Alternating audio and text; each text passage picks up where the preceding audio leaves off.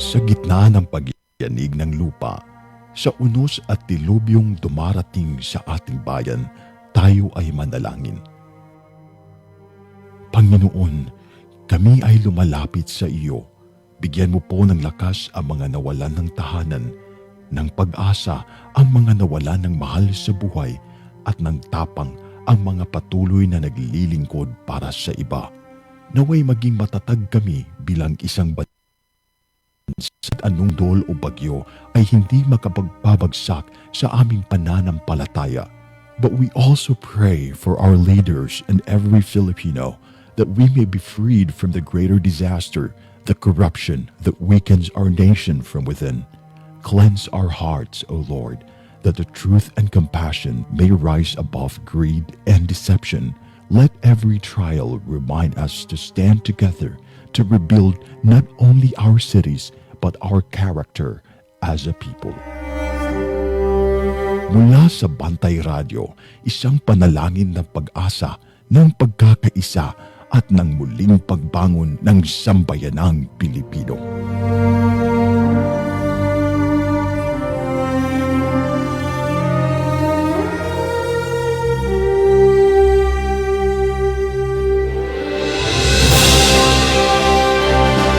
Sa bawat sulok ng ating bansa, may mga kwento ng tapang ng mga taong patuloy na lumalaban.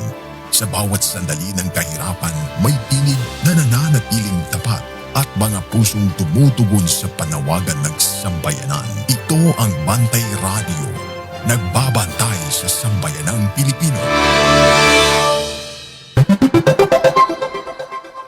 Oras sa Bantay Radio pinasubay sa Philippine Standard Time, alas 7:01.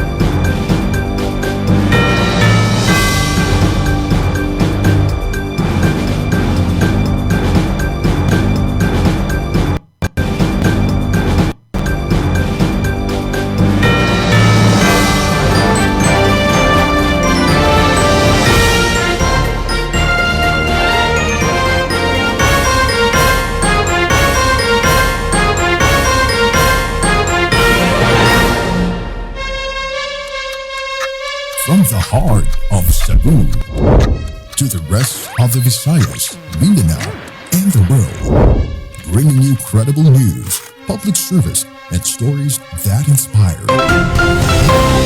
Ito ang Bantay Radio, nagbabantay sa sambayanang Pilipino. Mapapakinggan sa Bantay Radio Cebu with simulcast on 12 radio stations across Visayas and Mindanao at sa buong mundo sa pamamagitan ng Bantay Radio Online Streaming. Usa ka oras nga balita, serbisyo ug paglaom. Bantay Balita ngayon.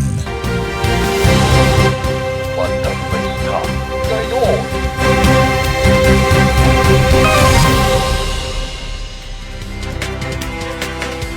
Mga higala, kumusta? Maayong buntag. Welcome sa line usab nga hugna sa ato ang mga balita. Dinhis ato ang tulumanon Bantay Balita ngayon. Ramsa lang gihapon ni mga igsoon, makiguban kaninyo. Hangtod ta sa alas 8 ang takna sa kabuntagon, nining adlaw nga Martes, pitsa 21 nas bulan sa Hulyo tuig 2026.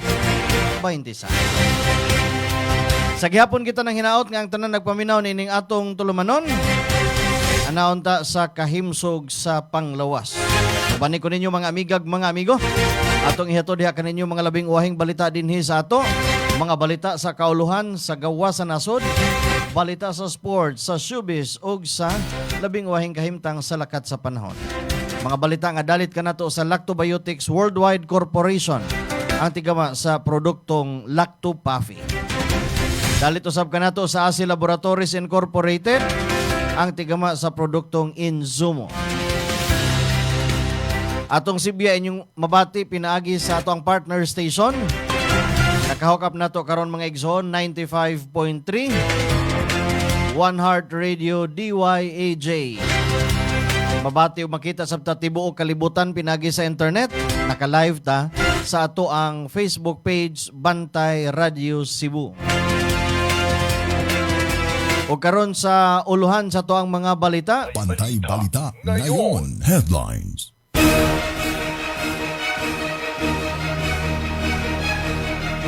Uluhan sa to mga balita karong adlaw dinhi sa ato.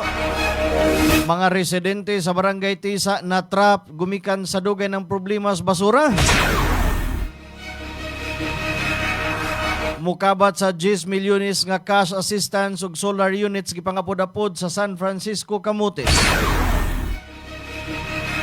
11 anyos nga bata namatay samtang 16 anyos nga igsuon na angol human giingong gidunggab sa ilang kaugalingong uyuan. Sa kauluhan, ombudsman mo pasaka nagplander og AMLA complaints batok kang kanhi speaker Martin Romualdez.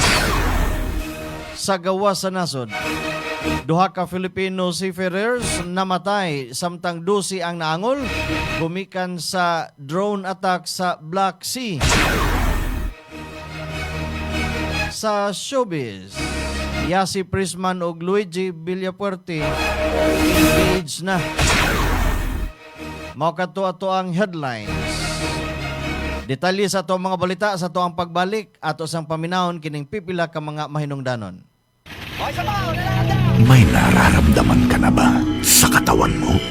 Taon ng maling pagkain, bisyo, abuso sa katawan. Ito ang kailangan mo. Lactopaffy, isang lactobacillus food supplement gawa sa natural at piling-piling sangkap. May vitamins at minerals at maraming buhay na good bacteria. Pampalakas ng resistensya. Mag-Lactopaffy araw-araw.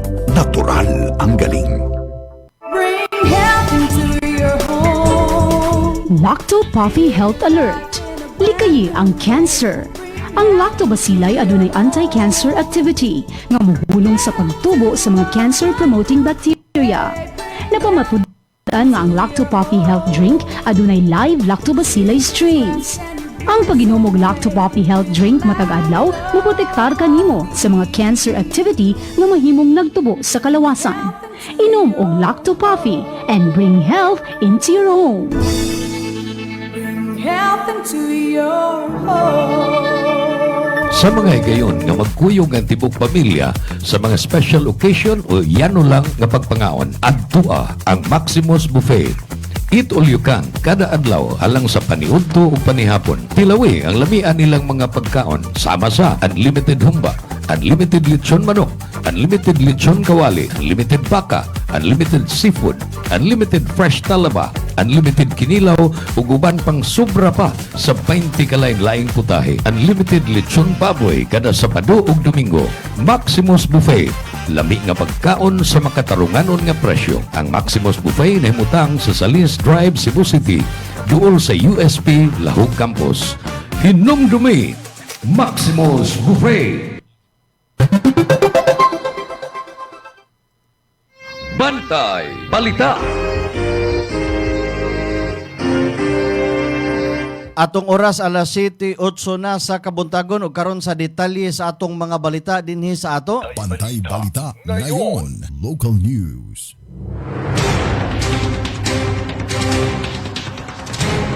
Natrap ang mga residente sa Barangay Tisa kagahapon sa hapon gumikan sa problema sa baha.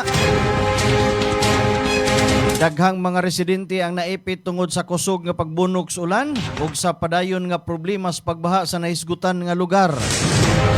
Matud pa sa mga residente, matag kusog nga ulan dali nga musaka ang tubig, hinungdan nga maglisod og pagawas ug pagsulod sa komunidad ug mabutang sa peligro ang ilang kaluwasan ug kabtangan.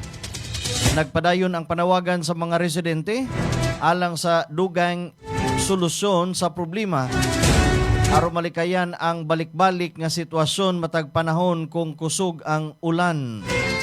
Bantay Balita.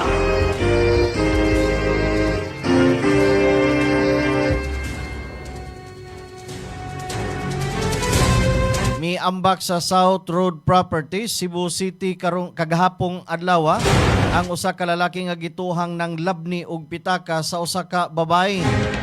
Suma sa inisyal nga impormasyon, nilayat ang maong lalaki sa dagat human sa giingong insidente aron malikayan sa pagdakop. Wa pa matino ang iyang kahimtang ug wa pa usab makumpirmar kung nadakpa na ba sa mga otoridad o nagpadayon pa ang search and rescue operation.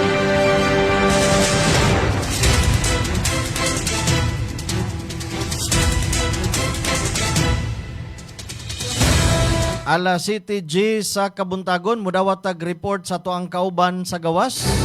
Day usa ka lalaki gibunalan og bara di kabra tungod sa love triangle.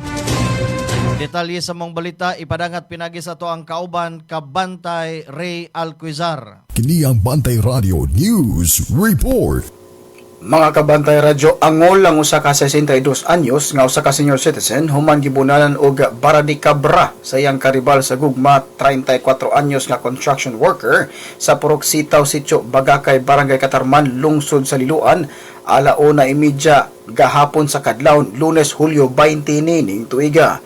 Ang biktima mao si alias Jesus, sa 62 anyos, nagpuyo sa Purok Sitaw, Sitio Bagakay, Barangay Katarman, Liloan. Samtang ang suspetsado mao si alias Jomar, 34 anyos, usa ka construction worker, residente sa Purok Sitaw, Sitio Bagakay, Barangay Katarman sa maong lungsod.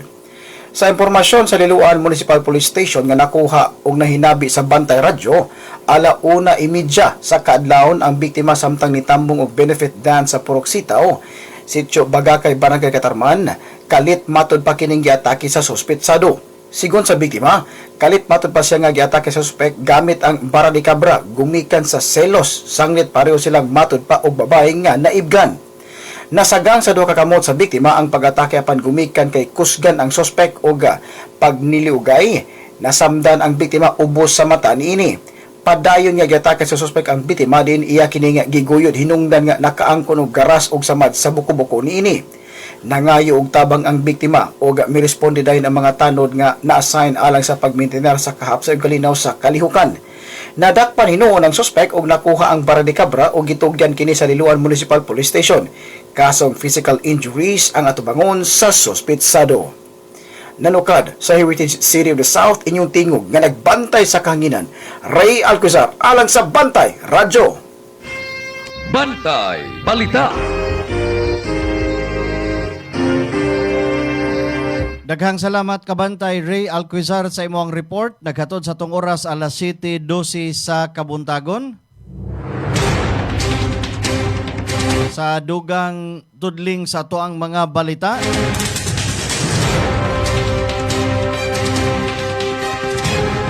Department of Environment and Natural Resources 7 nagmando sa paghunong sa pagputulog mga kahoy dito sa lungsod sa Uslob.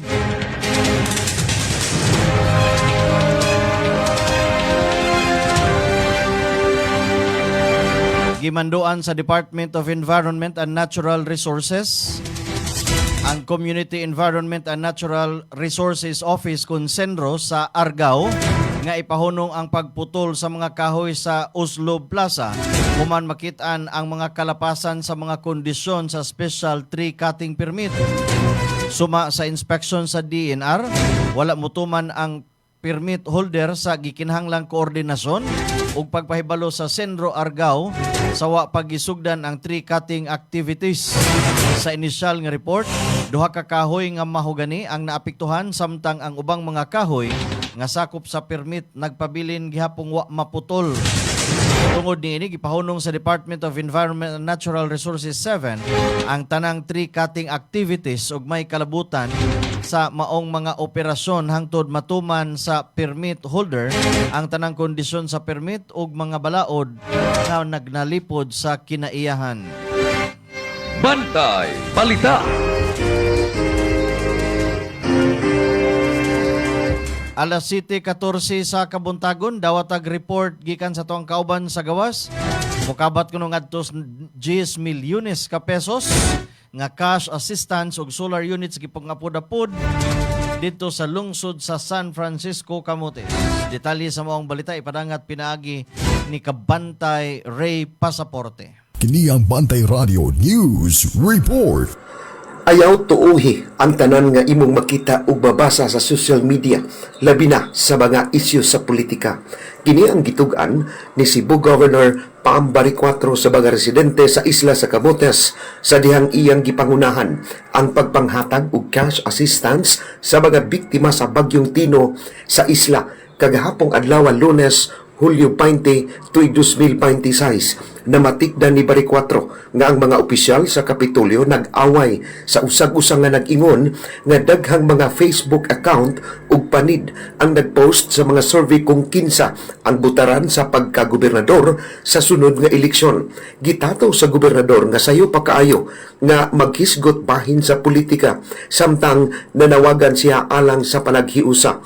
Sila si Provincial Administrator Ace Durano ug 5th District Board Member Red Duterte kauban ni Baricotro uban sa mga lokal nga opisyal atol sa pagpangapod-apod sa 10,000 nga cash assistance gikan sa Kapitolyo ug laing 10 kilos nga bugas gikan sa Office of the President alang sa kapin 600 ka pamilya nga napiktuhan sa Bagyong Tino sa miaging tuig. Gawa sa cash distribution, si Baricotro usab ang nanguna sa groundbreaking sa pipila ka mga infrastructure projects sa Camotes, lakip ang 8.4 million sewage treatment plant kon STP sa Ricardo Maningo Memorial Hospital, ang 1.6 million daycare center sa Barangay Mabini, ang 4.6 million nga multi-purpose covered court sa Sitio Matinaw, Barangay Libertad, ug ang 3.6 million pesos nga barangay hall sa Eastern Poblasyon ug uban pa. Alang sa balita sa Bantay Radio, kini si Ray Pasaporte. Bantay Balita. Daghang salamat kabantay Ray Pasaporte sa imuhang report. Naghatod sa tong oras alas 7:16 sa Kabuntagon. Labyog ta sa laing rehiyon. Sa ka-PNP officer namatay human sa pagpusil atol sa pagrespondis kagubot sa video kibar dito sa Capiz. Patay ang usa ka opisyal sa Philippine National Police human siya gingong gipusil atol sa pagresponde sa usa ka kagubot sud sa usa ka video kibar sa barangay Binuntakan, Pontevedra, Capiz. Ang biktima gila nga si Police Captain Rian Fuentes Ampuyos, 48 anyos, miyembro sa 1st Capiz Provincial Mobile Force Company o residente sa President Rojas, Capiz. Base sa inisyal nga investigasyon sa Pontevedra Municipal Police Station, niresponde si Police Captain Ampuyo uban sa duha ka mga pulis human makadawat og report bahin sa kagubot sa maong video kibar. Samtang ilang gipakalma ang sitwasyon, giingon kalit nga mikuha og pusil ang suspitsado ug gipusil sa makadaghang higayon ang police officer. Naigo kini sa ug gidala dayon sa Baylan District Hospital apan gideklarar siyang patay sa pag-abot. Ang suspitsado nga gila lamang sa kapulisan isip William, kinsa nagpangidaron og 38 anyos og residente sa barangay Halungahong, Pontevedra, nasikop dayon sa maong insidente. Naka-recover ang kapulisan ug usa ka 45 kalibre nga pistola nga gingong maoy gigamit sa krimen. Padayon ang hot pursuit batok sa duha pa ka mga giingong nalambigit sa insidente samtang nagpadayon usab ang investigasyon o pag-andam og kasong ipasaka batok sa mga responsable. Bantay Balita.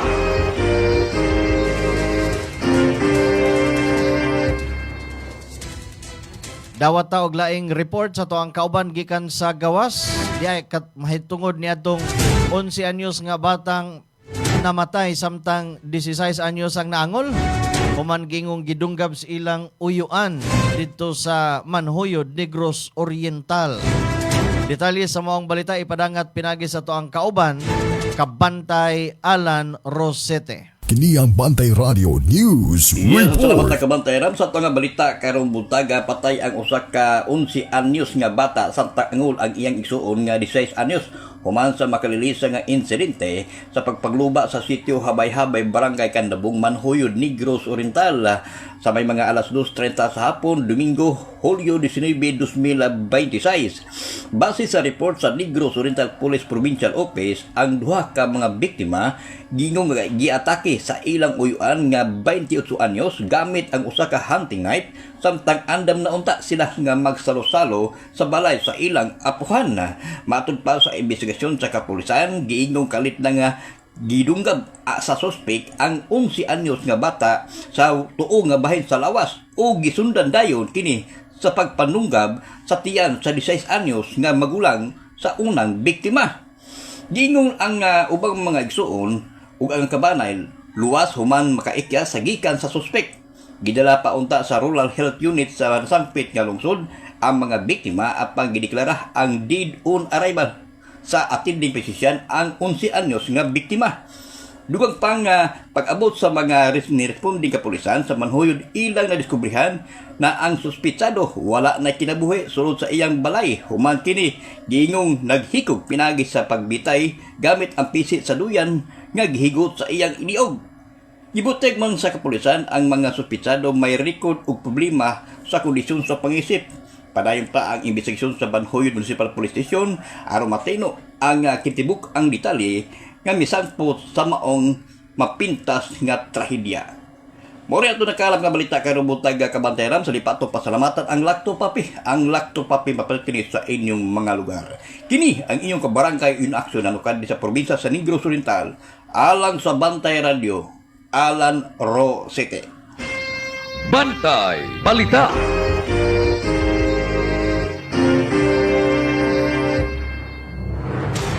Daghang salamat kabantay Alan Rosete sa imong report. Mao katoy naglangkob sa ato ang mga balitang lokal karong adlaw. Sa ato ang pagbalik mga balita sa kauluhan sa gawas sa nasod sa sports ug sa labing wahing kahimtang sa lakat sa panahon. Ato sang paminawon kining mga mahinungdanon. I'm Jim. So I've been a Lacto Papi user ever since January 2022. It was during the time when Omicron variant was a bit rampant here in Cebu. So as you can all remember, natuling time grabe nahukdan ko kung palit ko paracetamol ang mga tao sa kada pharmacy. Isod na kung pangitang tambal. So I ended up deciding to try Lacto Papi. And for the grace of God, narakarang yun akong pamati ang Lacto Papi.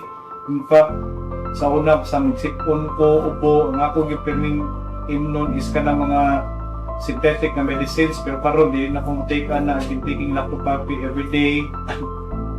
In a day, makahurot ko o 90 ml tungod kay I will take Lacto Papi right after every breakfast, lunch, and dinner. So sa kadahuman ako kaon, mag-take ko 30 ml nga Lacto Papi, most likely after an hour sa pagkaon para nindot ang digestion sa tiyan. So one of the benefits ko na pa ng Lacto Papi is that maka-feel ko pirmi nga kung tiyan kalma. Wala na ko ka-remember nga kanang magkalibanga ko, like sa una, kalibanga is like in a day, makalibang ko, let's say, 5, 6, gabi dyan akong sakit sa tiyan karon dili na, palmada akong tiyan, nga, muna ko yung mga ubosipon, maging akong perning nun, kanina lang din akong isaligan. Hopefully, this company will still be here in the long run like this.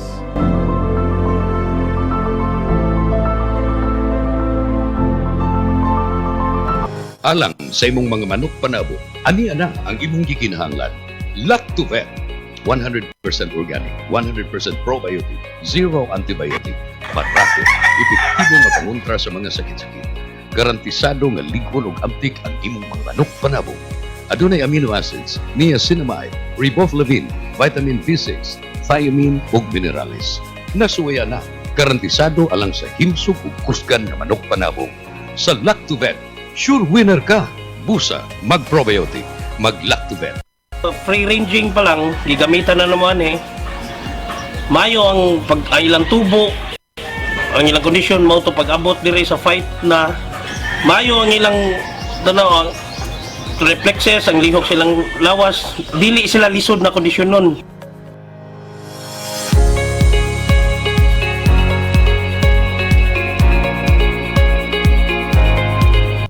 Sa Lactovet, sure winner ka.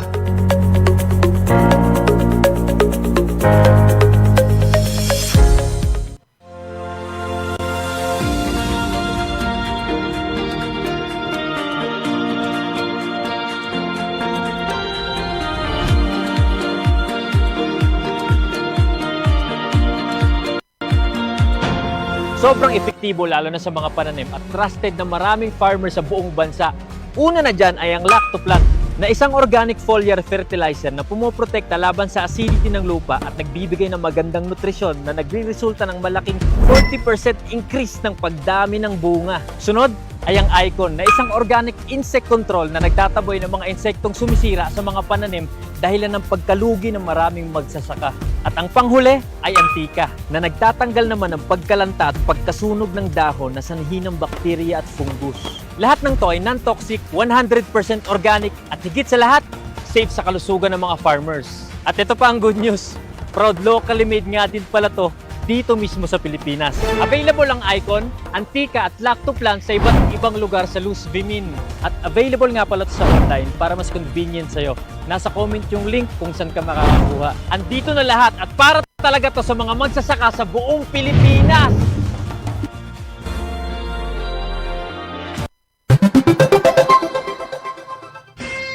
Bantay Balita.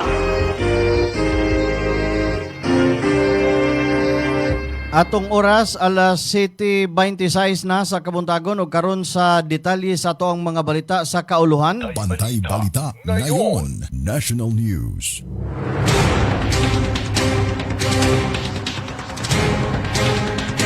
Giwagtang ni Defense Secretary Gibo Teodoro Jr.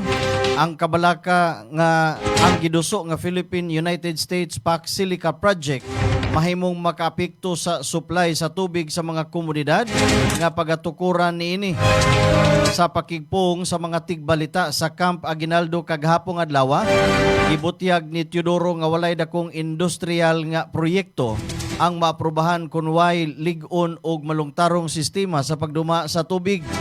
Gipasabot usab sa kalihim nga dili ang gidaghanon sa tubig ang gamiton ang pinakadakong isyu kundili ang husto o responsableng pagduma sa mga tinubdan sa tubig aron masiguro nga dili maapektuhan ang panginahanglan sa mga komunidad.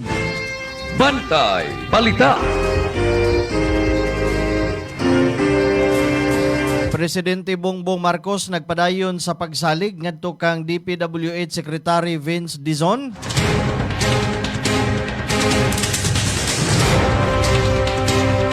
Nagpabilin ang pagsalig ni President Ferdinand Marcos Jr. ngadto kang DPWH Secretary Vince Dizon bisan pa sa pagkalambigit sa ihang pangan sa gingong anomalya sa pondo sa 2019 Southeast Asian Games. Suma ni Palace Press Officer Claire Castro, walay rason nga bawion sa presidente ang ihang pagsalig hangtod nga walay mapresentar nga ebidensya nga naglambigit kang Dizon o sabisan kinsa nga sakop sa iyahang gabinete sa korupsyon. Samtang gipahibalo sa National Bureau of Investigation nga mahimo nilang ipatawag si Dizon kung kinahanglan isip kabahin sa nagpadayon nga investigasyon. Sa laing bahin, gikumpirmar sa Office of the Ombudsman nga gibasura na niadtong tuig 2021 ang reklamo sa mga nga may kalabutan sa proyekto sa 2019 SEA Games tungod sa kakulang sa ebidensya. Si Vince Dizon, mao ang kanhi presidente sa Bases Conversion and Development Authority, ang ahensya nga nagduma sa mga pasilidad nga gigamit sa 2019 Southeast Asian Games. Bantay Balita.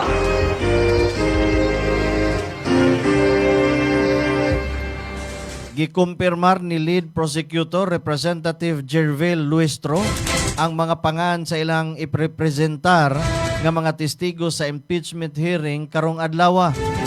Suma kang Luistro, gilauman nga motambong sa pagdungog si National Bureau of Investigation, NBI Director Attorney Milvin Matibag, uban sa duha ka opisyal sa Land Bank of the Philippines nga pagarepresentahon isip kabahin sa kaso.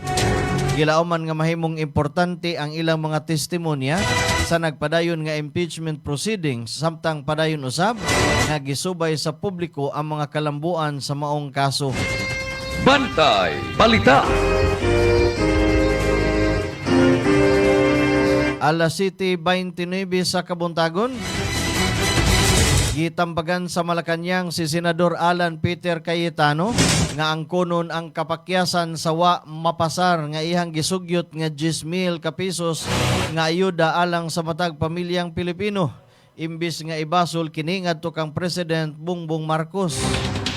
Suma ni Palace Press Officer Claire Castro, unang gisulong ni Cayetano ang maong 10,000 nga ayuda ni adtong kongresista pasiya sa panahon sa administrasyon ni kanhi Presidente Digong Duterte. Matod pa ni Castro, wa nakalusot sa Kongreso ang maong bandaodon ug wa usab kini naapil sa 2022 national budget nga nahitabo sa wa pa mulingkod sa katungdanan si PBBM.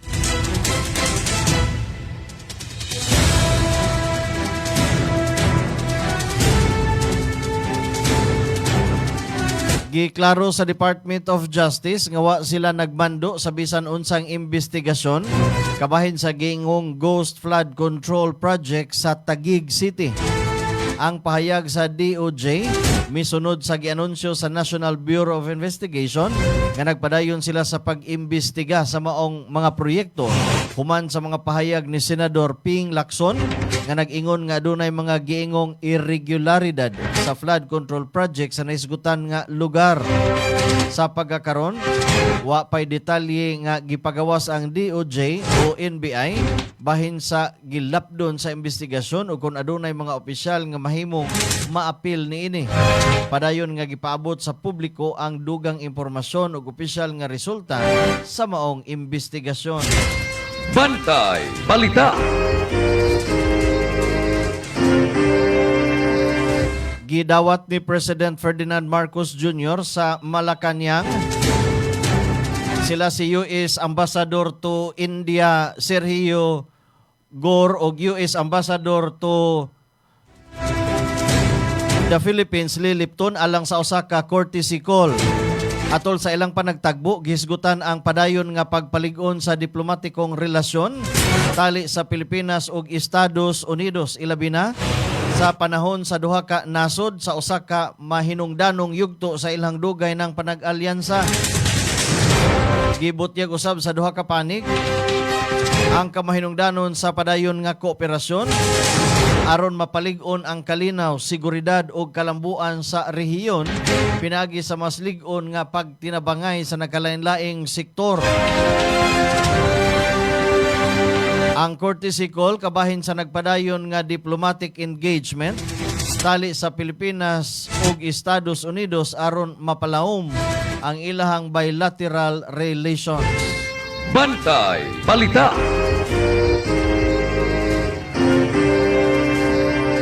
Alas 7:33 sa Kabuntagon. Padayon ang pagpangandam ni Presidente Ferdinand Marcos Jr. alang sa iyang ikalimang State of the Nation Address nga ipahigayon karong Hulyo 27.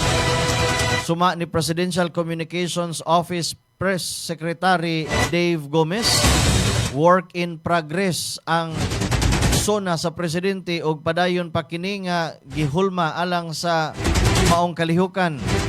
Samtang gipadayon usab or gipadayag usab sa Malacañang ang suporta niini sa plano sa House of Representatives nga mahimong mas simple og dili magarbo ang sona isip kabahin sa pagpatuman sa austerity measures o mga lakang pagpamino sa paggastos gobyerno. Gilauman nga hisgutan ni President Marcos sa ihang sona ang kahimtang sa nasud, mga nahimo sa administrasyon o mga prioridad sa programa alang sa umaabot nga tuig.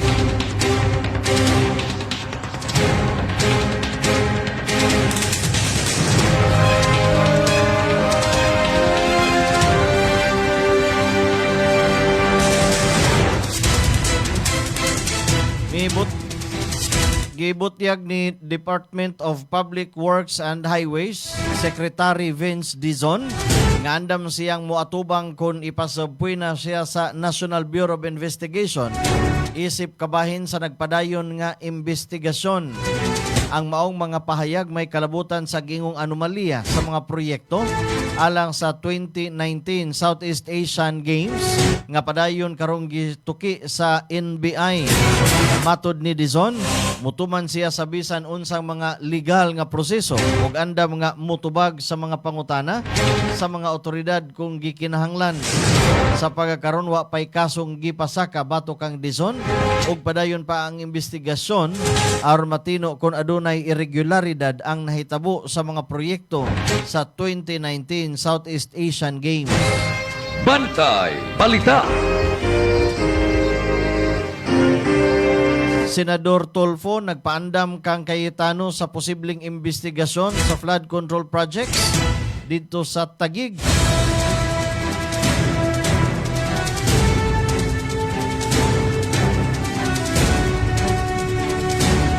Gipaandam ni Senate Blue Ribbon Committee Chairman Erwin Tulfo si Senate Minority Leader Alan Peter Cayetano sa posibleng investigasyon sa committee kabahin sa mga flood control project sa Taguig City.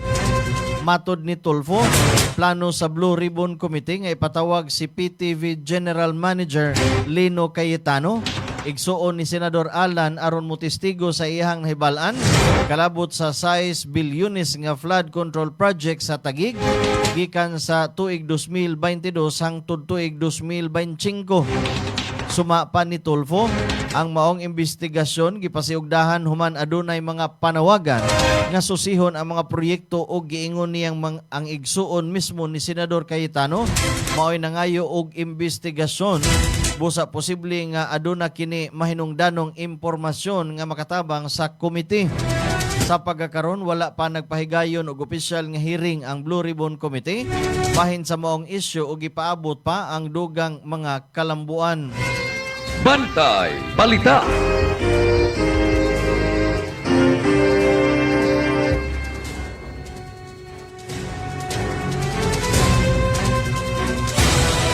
Gipahibalo sa Office of the Ombudsman nga mopasaka kini og duha ka mga managlahi nga reklamo alang sa preliminary investigation batok kang kanhi House Speaker Martin Romualdez. May kalabutan sa kasong plunder ug paglapas sa Anti-Money Laundering Act. Gihinganlan usab isip correspondent sa maong reklamo si kanhi Kongresista Zaldi Co. Suma ni Assistant Ombudsman Miko Clavano, hatagan una og higayon ang mga respondents nga mutubag sa mga aligasyon og ipresentar ang ilang depensa.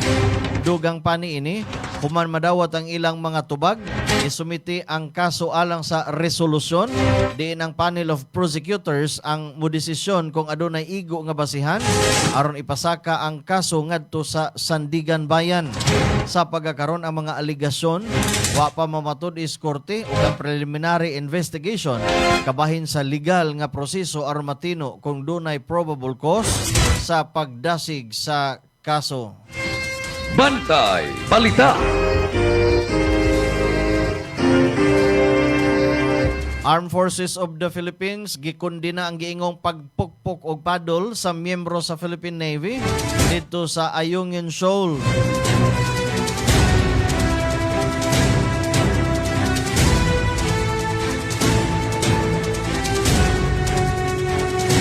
Gikondina sa Armed Forces of the Philippines ang giingong agresibong aksyon sa mga personnel sa China ug mga sakop sa Coast Guard human giingong gipukpok og padol ang usa ka miyembro sa Philippine Navy atol sa usa ka insidente dito sa Ayungin Shoal kagahapon sa buntag. Sa video nga gipagawas sa Armed Forces of the Philippines, makita ang usa ka personnel sa China Coast Guard nga sakay sa rigid hull inflatable boat nga misulong ngadto sa usa ka miyembro sa Philippine Navy ug giingong mipukpok niini og padol. Suma sa AFP, ang maong insidente nagbutang sa peligro sa kinabuhi ug kaluwasan sa ilahang mga personnel. Gipakita usab sa mga hulagway nga gipagawa sa AFP ang maong miyembro sa Philippine Navy nakaangkon o grabe nga samad sa o tungod sa nahitabo. Padayon pang investigasyon sa AFP aron matino ang tanang kahimtang sa insidente. Wa pa usab mutubag ang China Coast Guard. May labot sa maong aligasyon sa oras sa pagmantal na niini. Bantay Balita.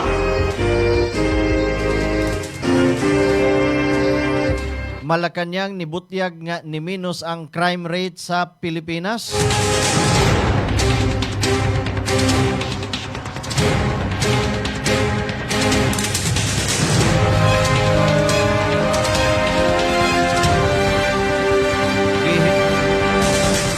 Gihingusgan sa Malacañang nga miubos ang crime rate sa Pilipinas bisan pa sa sunod-sunod nga mga balita bahin sa seryosong mga krimen nga nagkalain-laing bahin sa nasod. Suma kang Palace Press Officer Yussi Claire Castro ang maong pahayag gibase sa talaan sa Philippine National Police. Matud pa niini, mas dali lamang mabantayan sa publiko ang mga insidente tungod kay ginakalat sa media o nagkatag sa social media. Apan bisan pa niini, iyang giingon nga mas daghan gihapon ang mga lugar sa nasod nga wala makasinati og krimen. Ang Malacañang nagpadayon sa pag-awhag sa publiko nga mosalig sa opisyal nga datos sa mga otoridad samtang gipadayon sa gobyerno ang mga programa aron mapalig-on ang kalinaw ug kahapsay sa tibuok nasod.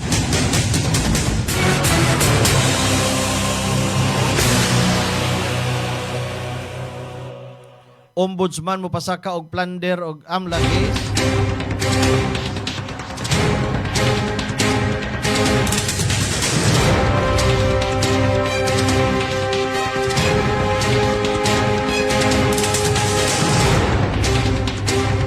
Mupasaka ang Office of the Ombudsman og reklamo alang sa preliminary investigation.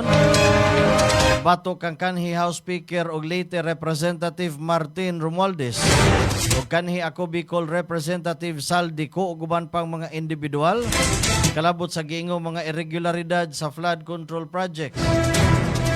Ang reklamo naglakip sa kasong plunder ug paglapas sa Anti-Money Laundering Council.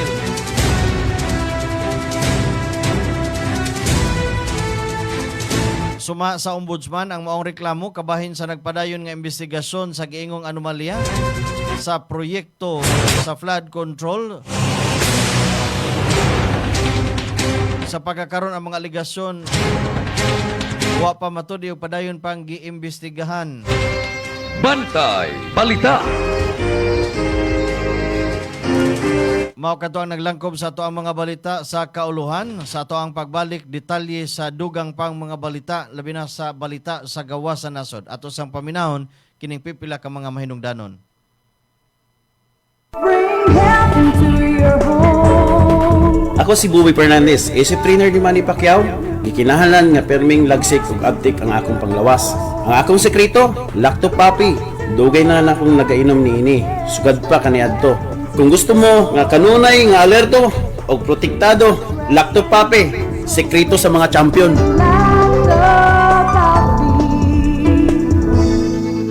Bring health into your home. Bring health into your home. Kung magdaghan ng bad bacteria sa kalawasan, musangput kinig mga balatian. Mahimong masumpo kining tanan, kaya niya na ang kasulbaran. Lacto Papi, tinubdan sa good bacteria, umas na ilan nga probiotics nga mo'y mupugong ug musumpo sa pagkuyanap sa daotang kagaw. Lactobacillus Food Supplement. Lacto Papi, 100% natural. Way gipiling edad. Tanan mahimong moinom sa Lacto Papi. Aprobado sa Food and Drug Administration. Bring health into your home.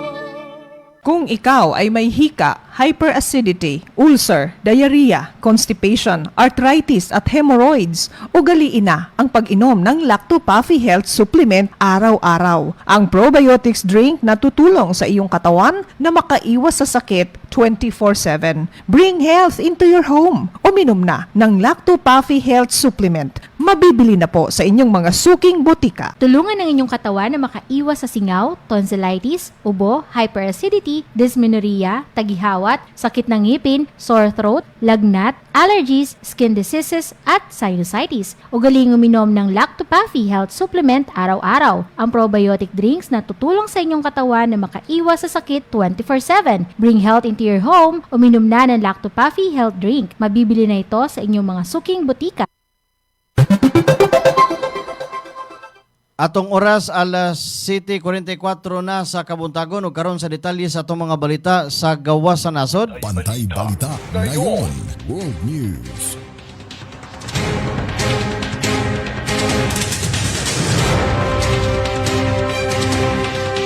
Duha ka mga Filipino seafarers namatay samtang 12 ang naangol atol sa drone attack sa Black Sea. Gikumpirmar sa Department of Migrant Workers kon DMW nga duha ka Filipino seafarers ang namatay samtang 12 ang naangol ug usa pa ang padayon nga gipangita human sa sunod-sunod nga drone attacks sa mga barkong milabay sa Northern Black Sea. Suma ni Migrant Worker Secretary Hans Leo Kakdak, nagpadayon ang paningkamot sa gobyerno aron mapauli ang mga lawas sa mga namatay, matabangan ang mga naangol ug mapadayon ang pangita sa seafarer nga wa pa makit-i.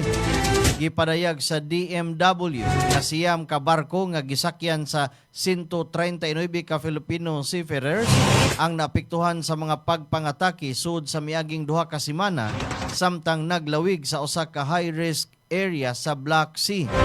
Samtang nagpadayon ng investigasyon, gisusi na usab sa DMW ang posible nga responsibilidad sa mga ship owners ug manning agency sa pagpadagan sa ilang mga barko sud sa warlike ug high-risk areas aron masiguro ang kaluwasan ug kaayuhan sa mga Filipino seafarers. Bantay Balita.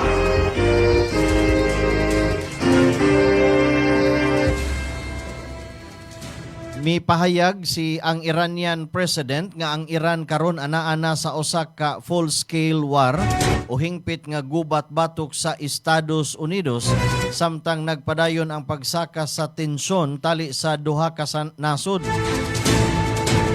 Padayon ang pagbinayloay og missile ug drone attacks tali sa Estados Unidos ug Iran nga sumapas mga report na kaabot na sa ikasiyam nga adlaw. Samtang ang ubang Gulf states nga kaalyado sa US giingong padayon usab nga nalambigit sa nagkataas nga tensyon sa rehiyon.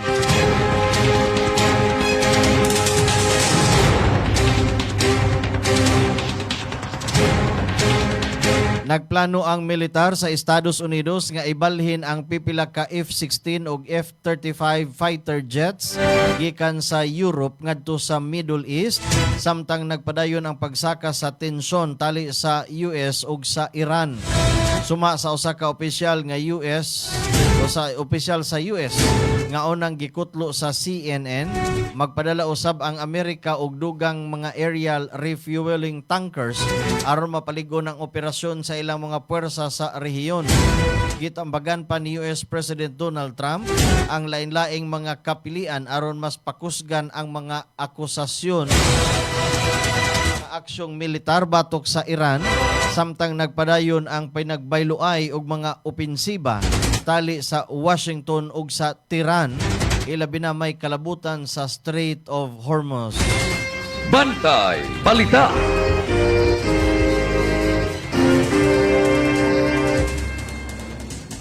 Nunot sa mga balita, gibutyag ni US President Donald Trump na ang pinakaulahing mga pagpangatake sa militar batok sa Iran gihimo isip pasidungog sa mga sundalong Amerikano nga namatay sa miaging mga adlaw.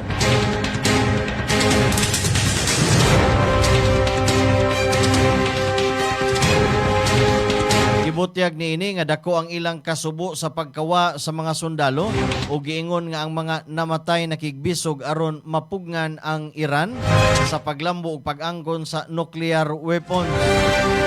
Ang pahayag ni Trump migawas samtang nagpadayon ang pagsaka sa tensyon tali sa Estados Unidos ug Iran. uban pa sa padayon nga mga opensibang militar ug pagbinayluay sa mga pagpangatake sa rehiyon. Bantay Balita. Alas 7:49.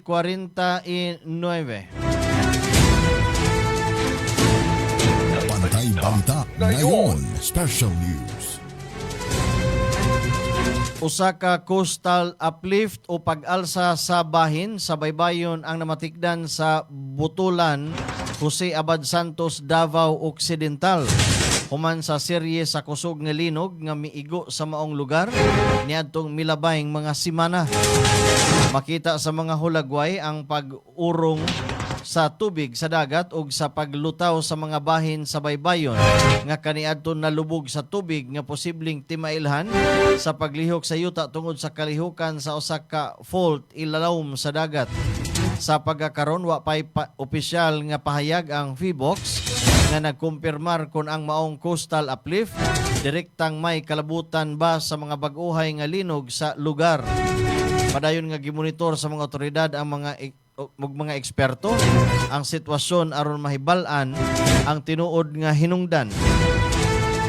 Ingon man ang gilapdon sa pagbag-o sa baybayon ug ang posibleng epekto niini sa mga komunidad nga nagpuyo daplin sa dagat. Bantay Balita. Alas 7:50 sa Kabuntagon. Ato karon paminawon ang mga showbiz update, mga showbiz report pinaagi sa ato ang showbiz patroller Kabantay Grace Baquero. Yasi Pressman ug Luigi Villafuerte engaged na. Engaged na ang model actress nga si Yasi Pressman ug ang iyang uyab nga si Camarines Sur 2nd District Representative Luigi Villafuerte. Ug gianunsyo nila kini pinaagi sa ilang mga post sa social media. Ni-propose si Villafuerte kang Pressman atol sa ilang bakasyon. Sa iyang Instagram account, gipaambit sab ni Pressman ang mga video sa mga espesyal nga higayon samtang iyang gipakita ang singsing sa iyang tudlo. Sa laing bahin, Kathniel, kidungog na dunay reunion movie. Kisumsuman karon ang hungihong na dunay buhaton nga reunion movie ubos sa Star Cinema ang kanhi magkuyab nga sila Catherine Bernardo ug Daniel Padilla. Pabiling takom ang duha kalabot sa maong taho. Hinuon, pipila silang fans ang nagkanayon nga imposible kaayo nga mag-uban og balik ang duha sa usa ka proyekto. Busy usab sila sa pagkakaroon sa tagsa-tagsa nila ka mga kapamilya projects. Di katahong nagsugod na si Daniel sa taping sa part 2 sa Incognito, samtang si Catherine kay busy sab sa seryeng Someone Someday, kauban si James Reid. Para sa balitang kalampusan, Nikki Hill milampos proud sa thesis defense. Malampusong nakadepensa sa iyang thesis ang kanhi aktres o host nga si Nikki Hill, isip kabahin sa iyang paghuman sa Bachelor of Science in Interior Design. Ang iyang thesis nagtutog sa pagdisenyo og ADHD appropriate classrooms ug gipasalamatan niya ang iyang mga advisor, pamilya ug mga higala sa ilang suporta. Kipakita sab niya ang pipila ka hulagway sa iyang thesis journey. Lakip ang pagbalanse sa pag-eskwela, pagkainahan o pagpraktis sa iyang mock defense uban sa iyang bana.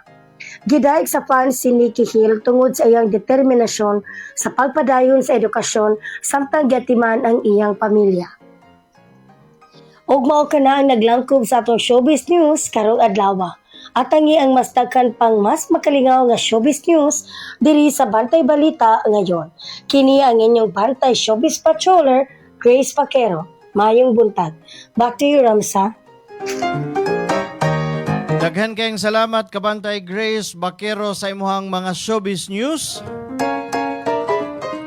O karon sa balita sa paugnat sa kusog. Nga may sagol showbiz.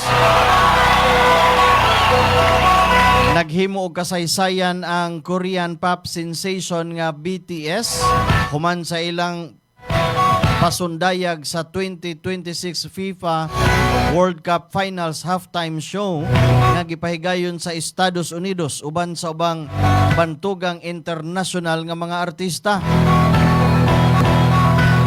Gipasundayag sa BTS ang ilahang global hit nga Dynamite nga gisugat og makusog nga pagdaig gikan sa libuan ka mga nanambong ug sa milyon-milyon nga fans nga nagsubay sa maong kalihukan pinaagi sa online live stream sa tibuok kalibutan. Mikuyog usab sa halftime show ang ubang mga sikat nga mga performers nga sila si Madonna, Shakira, Justin Bieber ug Burna Boy nga nakadugang og kahinam og sa pinakadako nga sporting event sa kalibutan. Kahinumduman nga si Jungkook lamang sa BTS ang mipasundayag sa 2022 FIFA World Cup isip opisyal nga naghimo sa World Cup anthem nga Dreamers. Apan karong tuiga nagkahiusa pag-usab ang 7 ka miyembro sa BTS human nila makumpleto ang ilahang mandatory military service sa South Korea. Ang maong performance gilantaw sa daghang fans isip usa ka simbolo sa panaghiusa sa musika, kultura ug sport sa entablado sa kalibutan.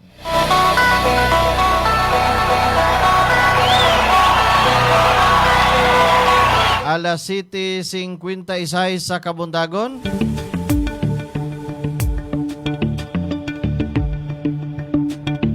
Potensyal nga bagyong Quiapo posibleng musod sa Luzon.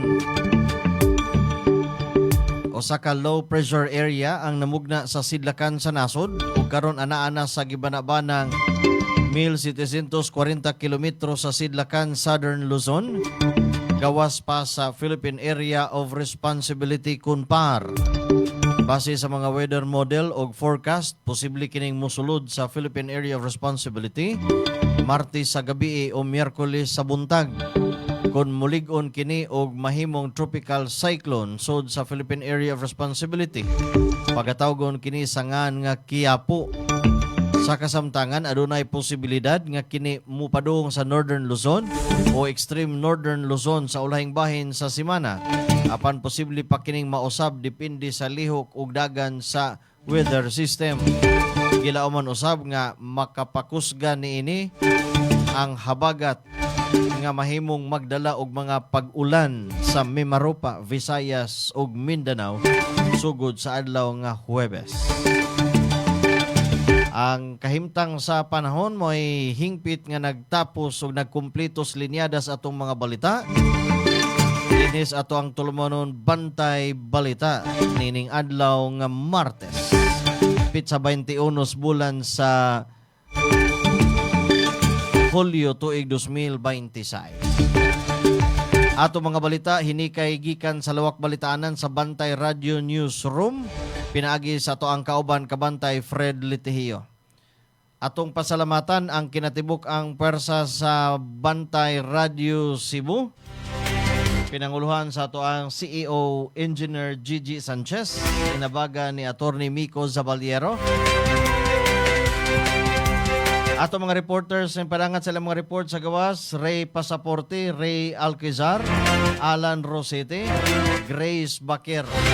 Atong technical partner di sa atong Masters Control, Kenon Sinisa. Pasalamatan usab nato ato ang partner station nakahook up nato karon 95.3 One Heart Radio DYAJ. May pagpaminaw sa tanang mga taga-lungsod sa Sambuan. Kini na lang inyong ubos nga alagad sa kahanginan. Ramsa lang gihapon mga kahigalan manamilit pinagi sa pag-ingon. Daghan kayong salamat sa inyong pagpaminaw ug pagtanaw. Mayong buntag kanatong tanan. Ito ang Bantay Radio, nagbabantay sa sambayanang Pilipino. Mapapakinggan sa Bantay Radio Cebu with simulcast on 12 radio stations across Visayas and Mindanao at sa buong mundo sa pamamagitan ng Bantay Radio online streaming. Ito ang Bantay Radio, nagbabantay sa sambayanang Pilipino.